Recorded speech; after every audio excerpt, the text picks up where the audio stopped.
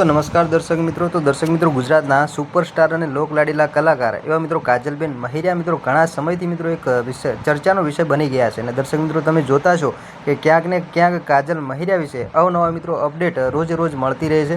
कारण के दर्शक मित्रों काजलबेन महिरियाए जे दिवसथी मित्रों एमनो समाज छोड़ी अने समाज विरुद्ध जई अने बीजा समाज एटले के ठाकोर समाजना दीकरा साथे जे लग्न कर्या, जेने लई मित्रों अत्यारे सोशल मीडिया अंदर काजलबेन महिरिया घणा समयथी चर्चानो विषय बनी गया है। दर्शक मित्रों अत्यारे एक काजल महिरियाने एक नवी अपडेट मळी रही है, जेनी अंदर मित्रों एक नकली छूटाछेडानी मित्रों अरजीनो विवाद मित्रों अत्यारे सोशल मीडिया अंदर चर्चामां छे। तो दर्शक मित्रों महेसाणा फेमिली कोर्टमां अजाण्या व्यक्ति द्वारा काजल महिरिया अने तेमना पति एटले के अल्पेश ठाकुરના नामे छूटाछेडानी एक बोगस अरजी दाखल करवामां आवी हती, जेणे मित्रों अत्यारे भारे विवाद मित्रों जग्यायो छे।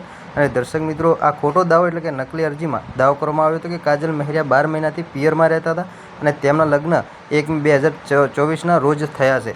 परंतु दर्शक मित्रों अत्यारे मित्रों हकीकत में काजलबेन महिरिया अने मित्रों तेमना पति के अल्पेश द्वारा आवी कोई अरजी करवामां आवी नथी। तेमना असली मेरेज सर्टिफिकेट मुजब तेमना लग्न मित्रों 10 ऑक्टोबर 2025 रोज थया हता।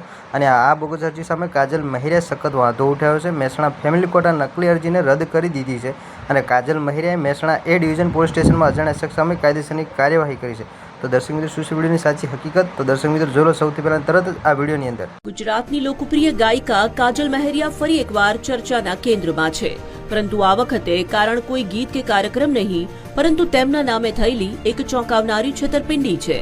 મહેસાણા ફેમિલી કોર્ટમાં કાજલ મહેરિયા અને તેમના પતિ અલ્પેશ ઠાકોરના નામે છૂટાછેડાની અરજી દાખલ થઈ હતી। સૌથી મોટી વાત એ છે કે આ અરજી કાજલ કે તેમના પતિએ કરી જ નહોતી। મહેસાણા ફેમિલી કોર્ટમાં દાખલ થયેલી અરજીમાં કાજલ અને અલ્પેશનો ફોટો પણ લગાવવામાં આવ્યો હતો।